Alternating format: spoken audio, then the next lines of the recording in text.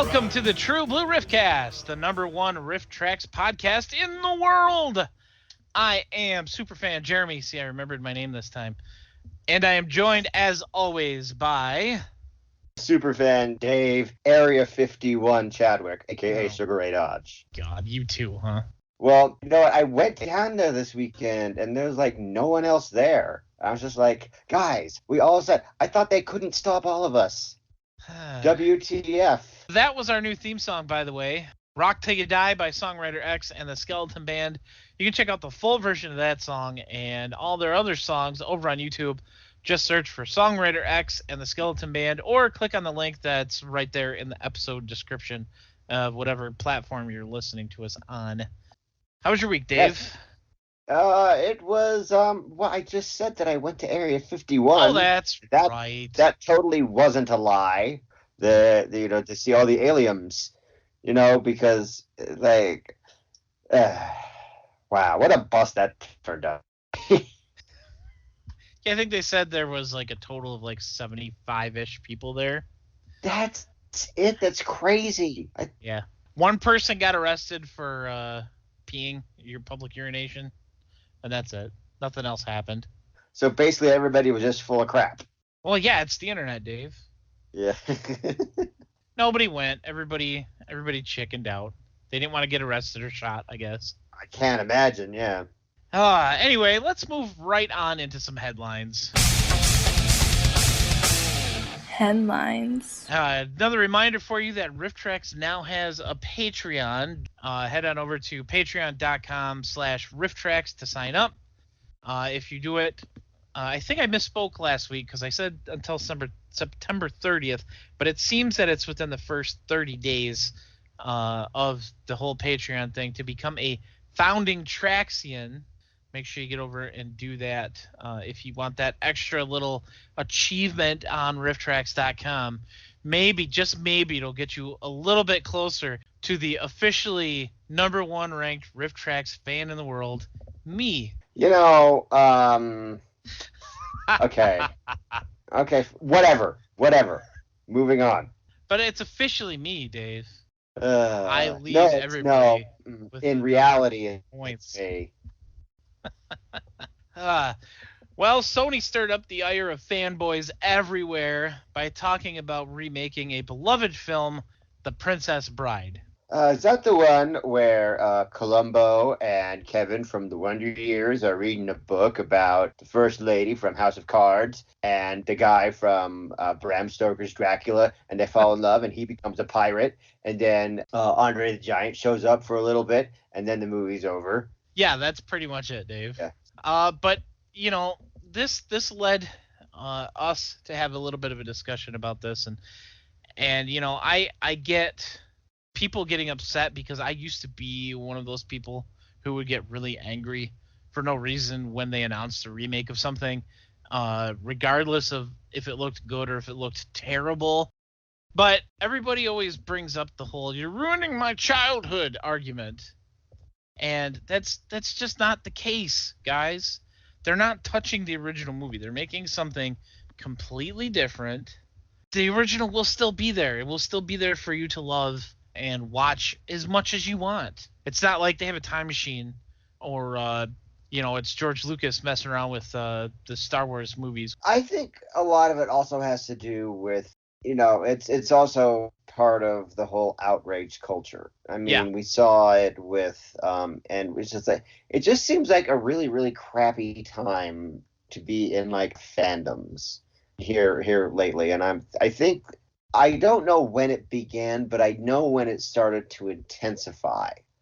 I think the first kind of movie where things started just really, really just there's a lot of really lots of hatred surrounding it for kind of no reason. It was kind of Batman versus Superman, and then Ghostbusters, and then we all thought, well, those two movies, no one's gonna hate that movie more than these two movies ever.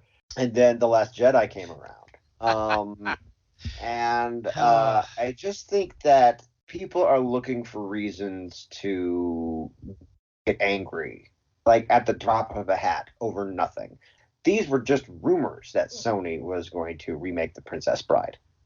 Okay, and everyone just like completely lost their shit. And I'm like, guys, it's gonna be fine. And when I got out there and said, guys, everything's gonna be fine, I was met with a lot of not great things.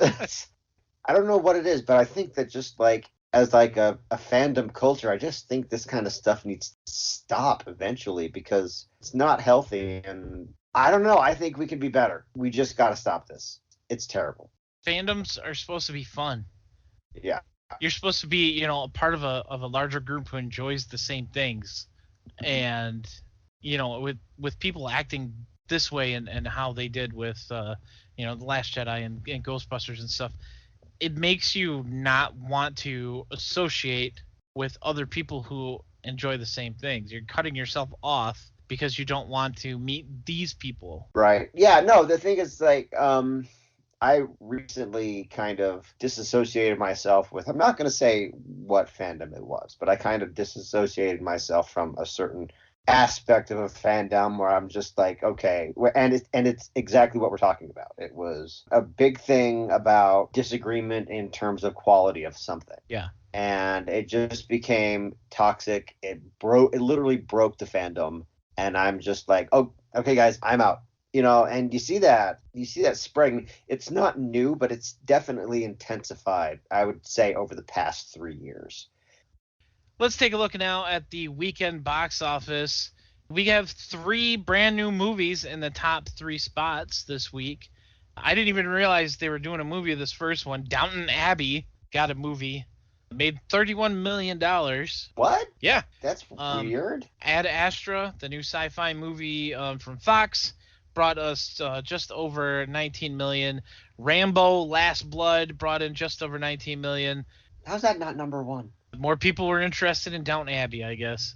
It Chapter 2 and Hustlers round out the top 5. And now let's go on to our short reviews of RiffTrax shorts. Yes! Today in our short reviews of RiffTrax shorts, we are taking a look at Kitty Cleans Up, released July 28th, 2008.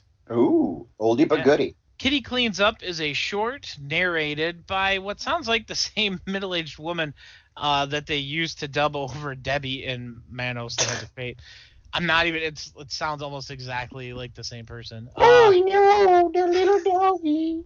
It's about a girl who's getting herself and her cat ready for a pet show at school. If that isn't incentive to watch a short, I have no idea what else would be. We get to see this girl's entire morning, from her washing up in the sink to eating her lumpy cereal and stuffing her cat in an old school cat carrier that, before they showed the side with the caged window, really just looked like they were shoving the cat into a trunk. Much like Garfield, a lot of the best jokes in this short come in the form of the cat's thoughts. However, unlike Garfield, these are funny. This is an extremely funny short. Kitty Cleans Up gets 4 cats eating their food out of 5. Dude, what did Garfield ever do to you?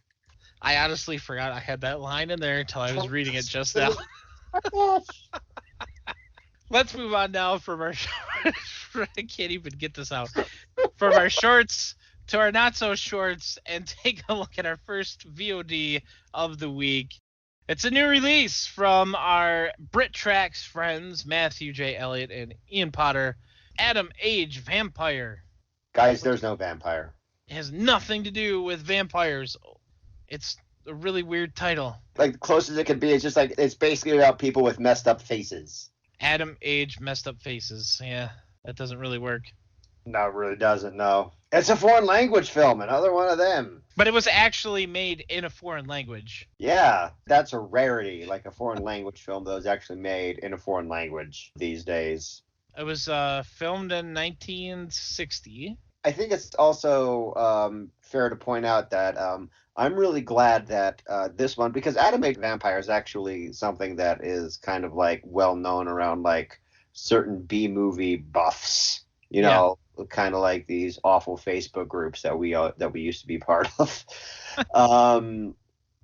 And it's one that you would think that Mike, Kevin, and Bill would want to have done for themselves, but they actually let Matthew and Ian do it, and I just think that that's like, especially with like the last couple of years that Matthew and Ian have had.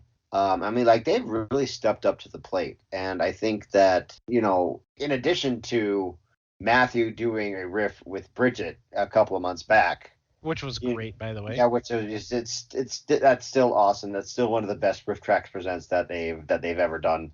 It kind of goes to solidify Matthew and Ian's place within as just kind of like a essential part of the RiffTrax experience. So, hey, thumbs up. I'm like, all for this, and I just, I'm looking forward to even more stuff from Matthew and Ian. And you didn't hear it from me, even though you are hearing it from me.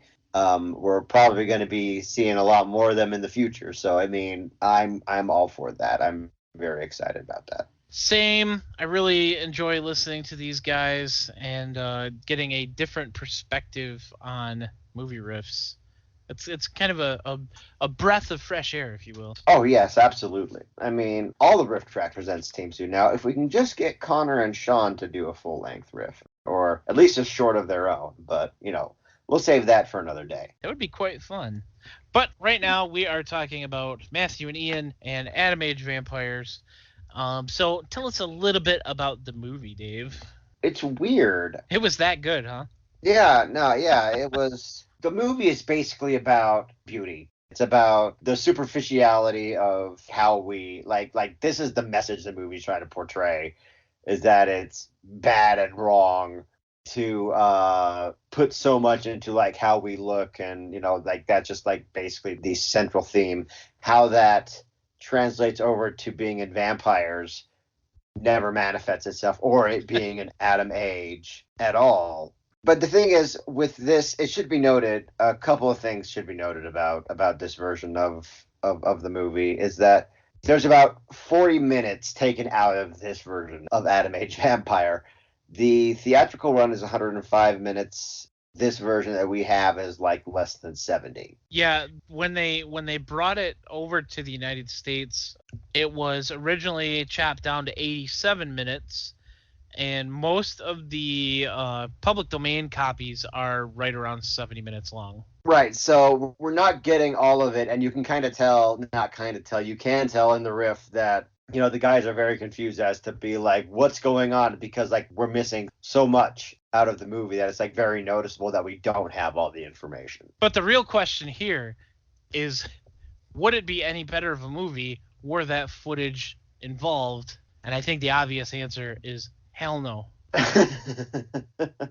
Well, but okay, look, the other interesting thing about this is that I looked it up. This came out in 1960, and this thing did 90 million at the box office. Yeah, it was considered to be modest in its success, but which is crazy to me that you're calling that modest. Yeah, it's crazy. One of my favorite things about this riff, and I know you saw it too, but yesterday Matthew posted a review that somebody left on the riff on YouTube in the comments, because we all know how wonderful YouTube comments are. But this was their review of Atom Age Vampire.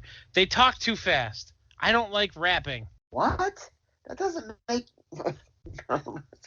It makes no sense. And then Matthew said, like, in his almost 50 years of being on this earth, he's never been confused for being a rapper. But when I read that, and you'll probably appreciate this, the first place that my dumb brain went to was Matthew J. Elliott singing the Roller Gator rap. And now I really want that to happen. So Matthew, if when you listen to this, please make us a short little video of you singing the Roller Gator rap. No. I want it to be in a RiffTrax. That's gotta happen. I think that might be asking a little bit too much, Dave. Oh, well, I can dream. Yes, we are all big dreamers. I'm a here. mean roller gator, a rock and roller skater. What have I done? Before this continues, let's move on to our other VOD. By the way, everybody, Atom Age Vampire is a great riff. Go check it out. I know we say this every time we talk about a RiffTrax Presents, but please do not let the fact that it's not Mike, Kevin, and Bill scare you away from giving these guys a try. From these guys or Bridget, Mary Jo, or Cole and Janet, any of the RiffTrax present stuff. Just because it's not Mike, Kevin, and Bill, don't let that make you turn away from this stuff, because you are missing out on some wonderful riffs if you do that. What Jeremy said. Yes. So let's move on now to our next VOD. And this one, as we said last week, was it's been on the listener poll for a while. Oh, this is so awesome. I love this so much. Yeah. We decided, since these two movies, the two movies that were on there had been on there for a long time, we were going to just talk about them. And since we had a new release with Adam Age Vampire, we had to choose only one this week to talk about and one next week. And so that means that today we are talking about one of my all-time favorite riffs, the Last Slumber Party. Woohoo! Oh. Next week we will be talking about Crater Lake Monster, and I know Dave has lots of things to say about that one. I do, but I have lots of things to say about this one as well. So there will not be a listener poll again this week. We will get back to that, but for now, so let's dive right into The Last Slumber Party. This is not a long riff, guys. It seems like it's long. It seems like it's long, but it's an hour and 9 minutes long until the end of the credits. Mm-hmm. And so it's not actually a very long riff, but you do feel like you're sitting there for much longer watching this movie. Especially when they start getting into the slurs. Oh, this movie was made in the 80s, and the language from this movie is very much also from the 80s. There's a lot of, as it's described in the riff, casual homophobia. I mean, you know, the way people used to talk, I'm sure if you're not our age, I'm sure you've seen it in other videos or whatever.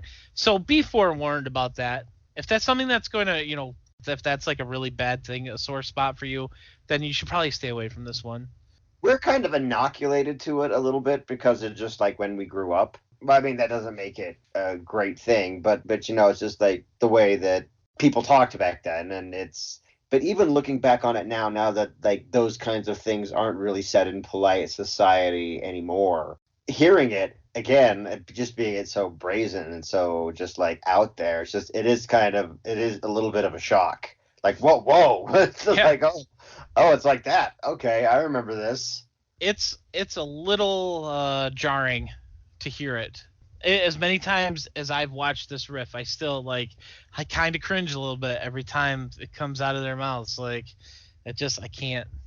Anyway, let's get away from this. We just wanted to put that out there that's in this riff. So if you haven't seen it before, you know, that take that for what you will. Now this movie is it's one of the generic slumber party killer movies that they had around the time, Slumber Party Massacre, and I think Bill lists off like 6 different movies that were all actual movies with Slumber Party in the title. But this one is probably the worst one.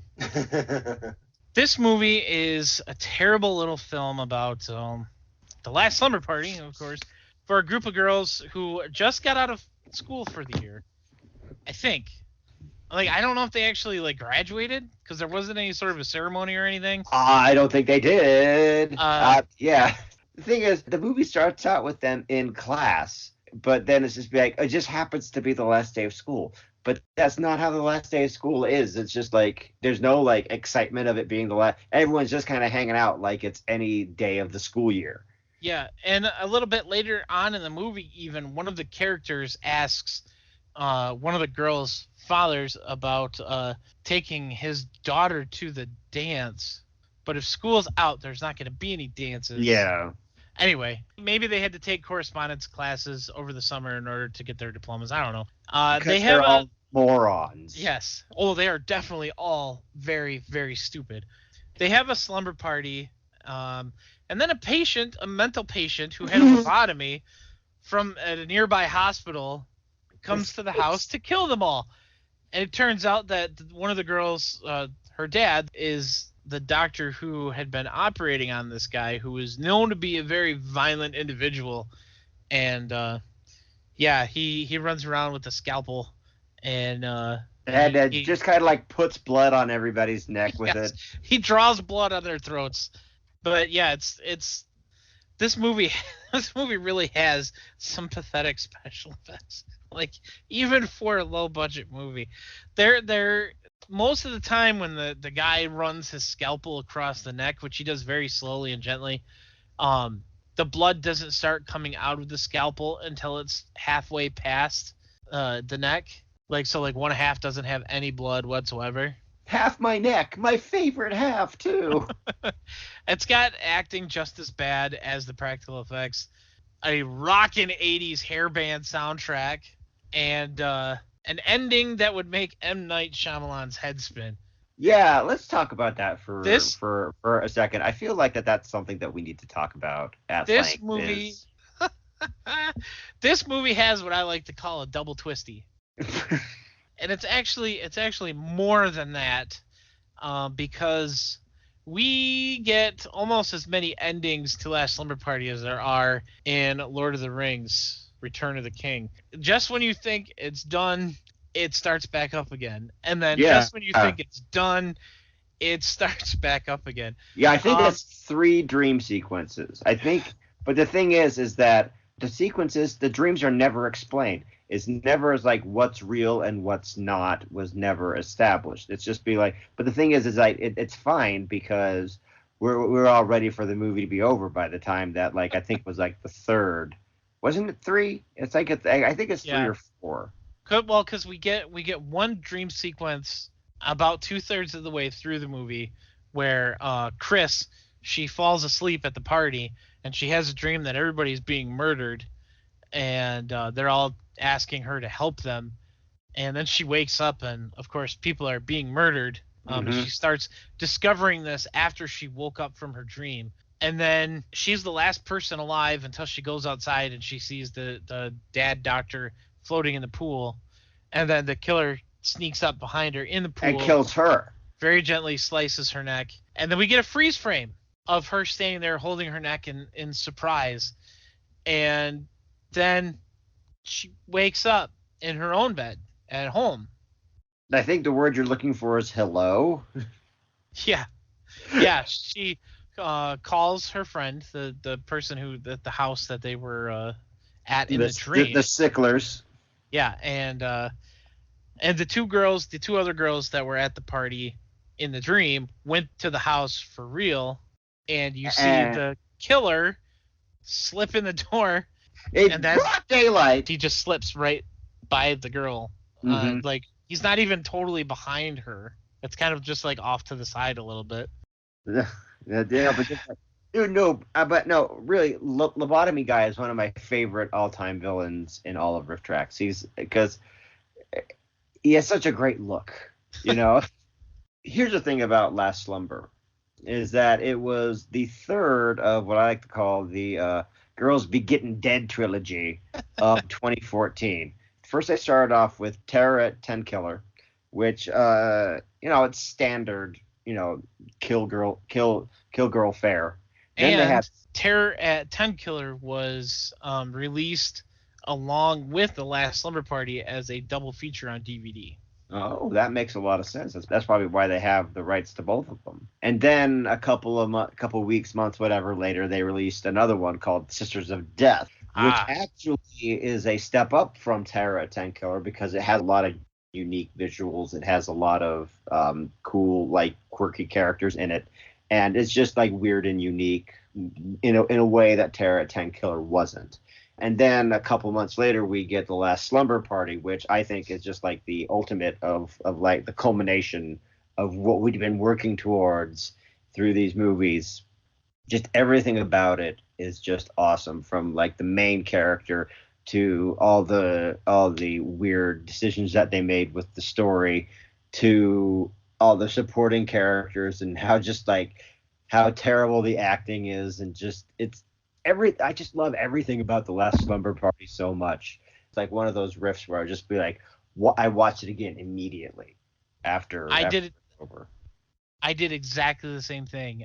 Within that first weekend that it was released, I had watched it 6 times.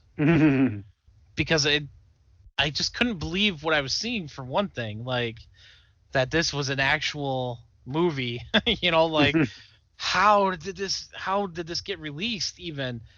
It's just amazing. Everything about this movie is amazing. Mostly it's amazing how terrible it is, but it's right in that perfect wheelhouse of terribleness to, I don't know, character. It's got a lot of character, a lot of charm. I don't know. I would not be able to watch this one unriffed, I don't think. Oh, no, absolutely not. Unlike Ghost House, but yeah, this one I will watch it riffed. I could watch this one riffed at least once a week, from now until the end of time, and I'd be perfectly content doing that. My wife, on the other hand, probably would divorce me after the first, couple weeks, but hey, who the hell does she think she is? Shelley Hack? I'm not gonna lie, I had to look that one up the first time I heard it. It's like, but the thing is, like, I didn't even know that was a real person. Same. Until, like, I just thought she was talking about some random person, like, at their school. But yeah, like I guess Shelley Hack was a real person. Yeah, I thought they were going to be talking about like somebody that they didn't like at their school or something like that. I thought, yeah. But no, it's an actual person, an actress who was in a lot of stuff, like Charlie's Angels. I'm kind of glad I looked it up. That was actually one of the questions on the trivia thing that they did through Drip, which I think I won that. Yes, you won that. Yes, yes, right. It was you. It was you. That's the okay. ranked number one in the world RiffTrax fan. Oh, burn in the fire. I love doing that, Dave. Yeah. I will never tire of that. I know. Oh, we were talking about the Last Slumber Party, though. A lot of people, well, I can't really say a lot of people die in this movie because it turns out they don't, because it was all multiple dreams, but we don't even know if the resolution we ended up with was reality, because like there's no reason to think that it was. All we know, it could have been Bob Hope. Oh, man. Or it could have been whatever. Yeah, there's a lot of death in this movie, but it's all the lamest death that you could imagine. Like I think even the kills in Haunted Ween are better than the kills in the Last Slumber Party. There's just wow, that is a statement. Pretty much all we get in Last Slumber Party there's a couple of slashes, but mostly it's a gentle neck slice. Yes. So here, just let me just do this real quick here, Max. Like, yes, there we go. Just let me get this for you real quick. Suddenly, the lobotomy guy is the leprechaun from Jack the Giant Killer. Because the very first kill that we see is the nurse waiting for the bus, and he slashes her in the face, and he slashes her in the stomach or chest or whatever. You can't really tell. So that's the first kill, and then there's like an orderly or something sleeping on a bench waiting for the bus. Also, oh, no. who I might add, the nurse got up from the bench, took a couple of steps away from, and started putting on makeup, and she let her hair down because you only live once, and she was gonna get that guy to take her home, and she got it from the lobotomy patient. And then he walks right over to the guy on the bench who finally wakes up and wonders when the bus is going to get here, and then he gets his neck very gently sliced from behind, and that's one of the ones where only half of the neck is covered in blood. Mm-hmm.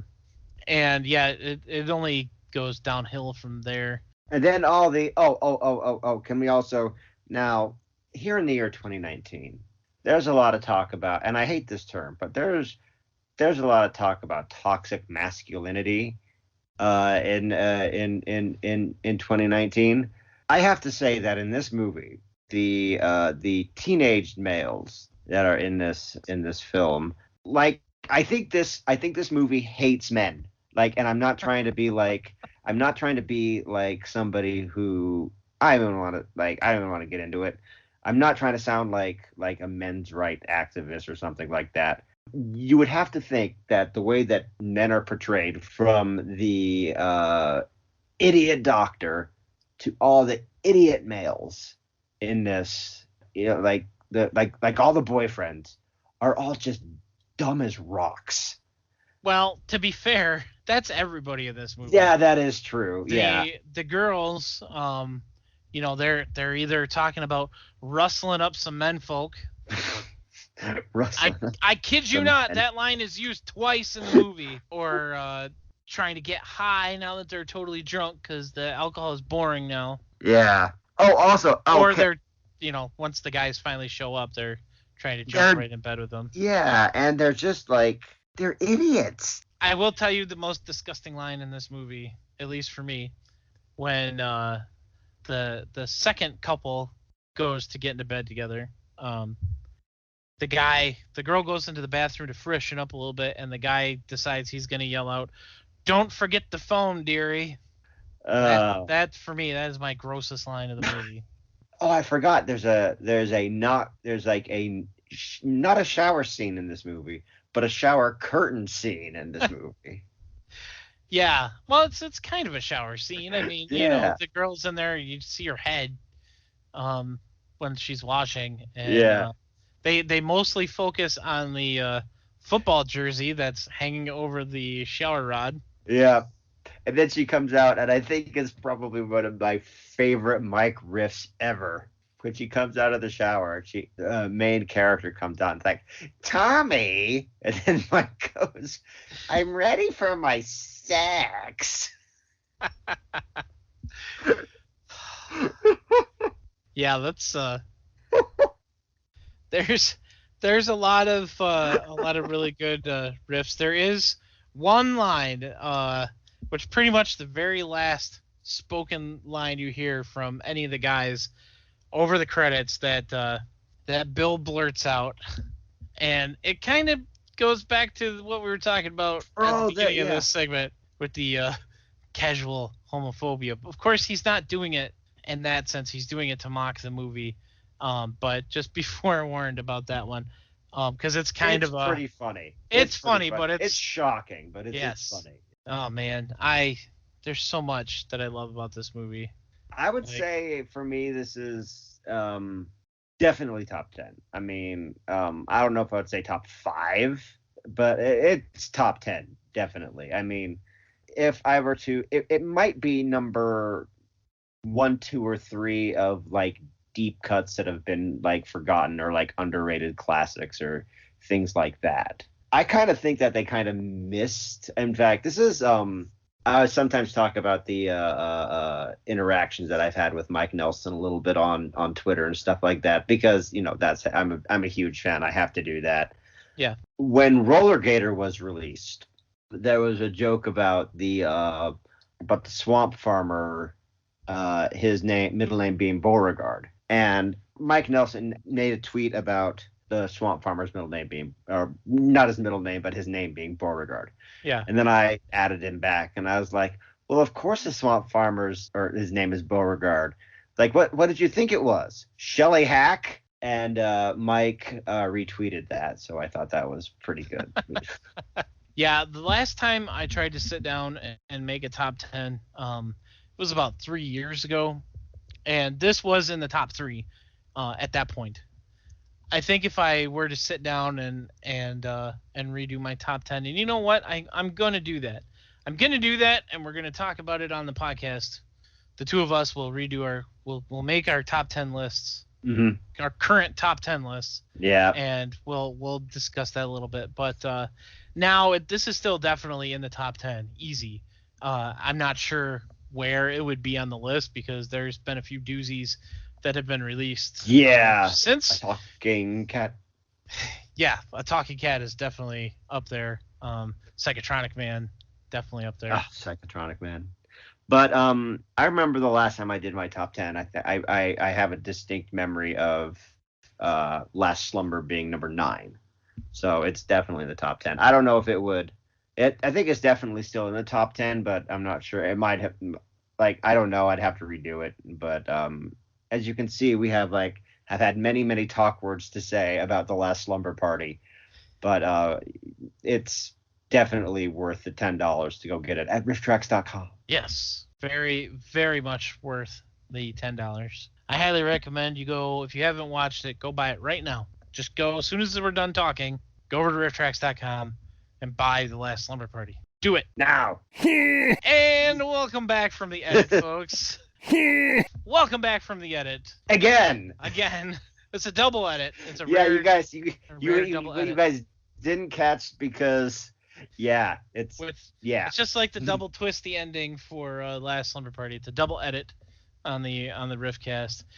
Don't forget, go over to patreon.com/RiffTrax and sign up to be a Traxian. You'll get all kinds of fun little behind the scenes looks. They just put up rejected live show slides for this year, like a whole mess of those. Ooh. So go check that out once you sign up. And don't forget to check out Songwriter X and the Skeleton Band over on YouTube. I'm Jeremy. You can find me at pbandawesome.com. You can find me on Facebook, Twitter, and YouTube at pbandawesome. And if you need to send me an email, you can do that, Jeremy at trueblueriffcast.com. And you can follow the podcast at tbriffcast. Welcome back from the edit, everybody. I'm Dave Chadwick, a.k.a. Sugar Ray Dodge. Check me out on the web at sugarraydodge.com. Send me emails at dave@trueblueriffcast.com. We had 3 welcome back from the edit, everybody's. Yeah. And, just trying to end this thing. So we're just going to cut it off right now. We We'll sure see you guys should. next time.